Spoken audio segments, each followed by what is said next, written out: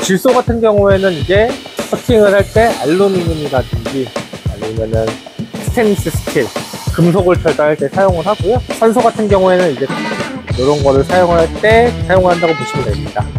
안녕하세요. 레이저스 강진수 과장이라고 합니다. 오늘은 이제 문의 주시는 것 중에서 철판을 딸 때 어떤 가스를 사용을 해야 되는지 그런 거를 이제 물어보시는 분들이 많으셔가지고 그거에 대해서 좀 설명을 드리려고 합니다. 요 레이저 커팅기에서 이제 사용하는 가스는 주로 질소나 산소 그리고 에어가 있습니다. 근데 에어 같은 경우는 이제 일반적으로 철을 커팅을 하거나 아니면 다른 소재를 쓸 때도 이제 사용이 가능하지만 요 에어 같은 경우는 사용하는 양이 엄청 많습니다. 그러다 보니까 일반적으로 사용하는 조그만한 컴프레셔가 아닌 엄청나게 큰 용량의 에어 컴프레셔를 사용을 하셔야 돼요. 저도 이제 커팅기를 판매를 하면서 딱 한 군데 에어를 사용하는 업체에다가 이제 판매를 해봤는데 그 업체 같은 경우에는 에어타워라고 해서 한쪽에 이제 에어를 쌓아뒀다가 다른 한쪽에서 에어를 사용을 하고 이제 그 한 통의 에어가 바닥이 나면 다른 쪽에 에어를 사용을 하고 그렇게 번갈아 가면서 사용하는 이제 에어타워를 사용을 하는데 그거 같은 경우에는 가격이 몇천만 원 나가는 걸로 알고 있습니다. 그리고 에어로 커팅을 할 때는 생각보다 품질이 그렇게 좋게 나오지는 않아요.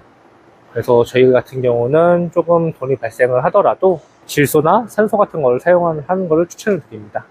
보시면 이제 이런 식으로 질소통과 산소통이 있습니다. 그리고 뒤쪽으로 해서 이렇게 이제 연결이 되고요. 에어도 마찬가지로 이쪽으로 해서 연결이 됩니다.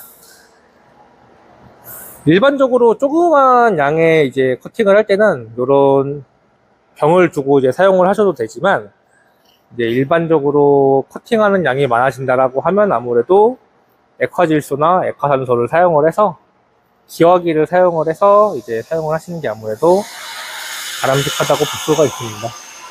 근데 반대로 이게 액화 같은 경우는 순도가 좀 문제가 생길 수도 있어서 웬만하시면은 순도는 가장 좋은 걸로 달라고 하시는 게 좋습니다. 질소 같은 경우에는 이제 커팅을 할 때 알루미늄이라든지 아니면은 스테인리스 스틸, 이제 일반 철이 아닌 다른 재질의 금속을 절단할 때 사용을 하고요. 산소 같은 경우에는 이제 카본 스틸 같은 철 이런 거를 사용을 할 때 사용을 한다고 보시면 됩니다. 네, 그래서 이런 식으로 이제 어떤 가스를 사용을 하는지 한번 설명을 드렸고요.